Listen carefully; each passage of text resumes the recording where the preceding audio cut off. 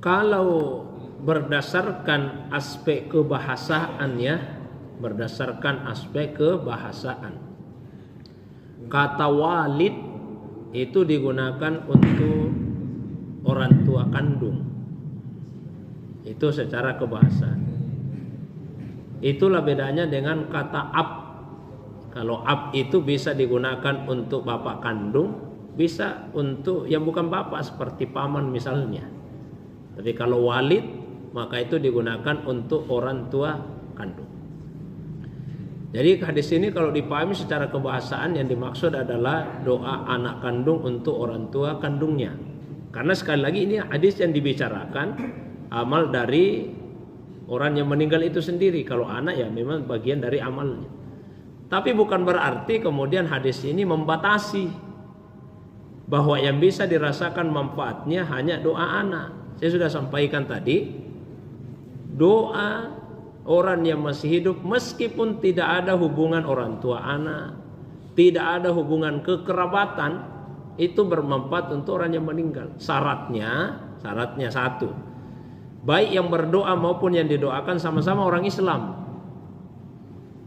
Ya, jadi yang berdoa harus orang Islam, yang didoakan orang Islam juga.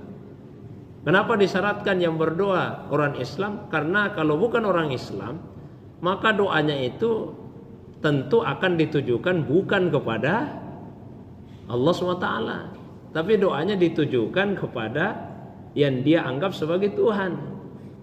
Itu satu. Terus kenapa disyaratkan yang didoakan yang meninggal itu harus orang Islam juga? Di dalam Al-Quran Allah SWT menegaskan, maka nalin nabi walladzina amanu ayyastaghfiru lil musyrikin walau kanu uli qurba min ba'di ma tabayyana lahum annahum ashabul jahim. Tidak pantas bagi seorang nabi, tidak pantas juga bagi orang yang beriman untuk meminta pengampunan kepada Allah bagi orang musyrik, sekalipun keluarga dekatmu sendiri, karena sudah pasti mereka itu penghuni neraka jahim.